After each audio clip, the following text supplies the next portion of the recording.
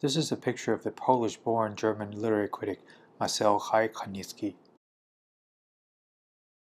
And this is a picture of Marcel, his wife Tosia, and their son Andrew. The two got married in 1942. Marcel married Tosia in order to save her from being rounded up by the Nazis, or in the euphemism of the day, resettled. At that time, Marcel was working for the Judenrat, the Jewish council set up by the Nazis. He was exempted from the resettlement because he was working for the German authorities at that time, and the wives and children of the Judenrat employees might also be exempted. In January 2012, he was invited to the German parliament to tell his story. The ceremony did not last long. I cannot recall whether in all the rush and excitement I actually kissed Tosia. I don't know.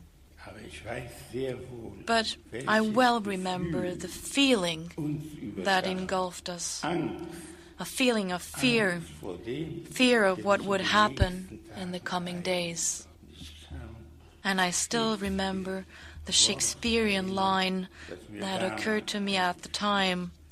Ward je in dieser Laun ein Weib gefreit?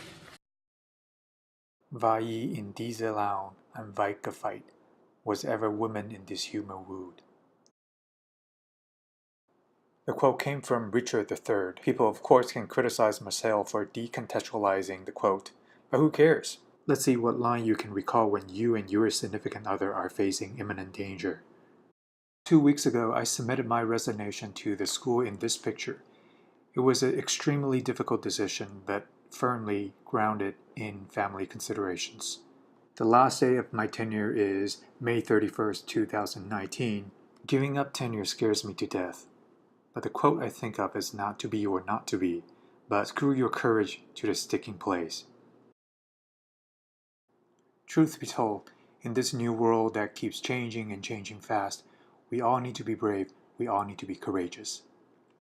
Huxley incorporated a lot of lines from Shakespeare into his Brave New World, published in 1932. As we all know well, in this dystopian novel, Huxley's criticism of eugenics is only thinly veiled. Soon after the publication of Brave New World, Hitler came to power. And soon after he came to power, the law for the prevention of offspring with hereditary diseases was promulgated.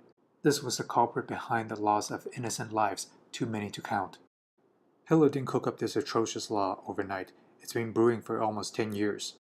1924 was an important year for Hitler and people in Virginia alike.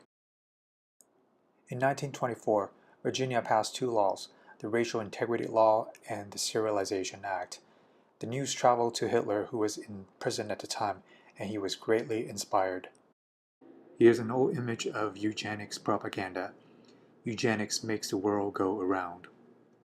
Before making the world go around, eugenics went around the world first. The English scholar Francis Galton coined the term in 1883.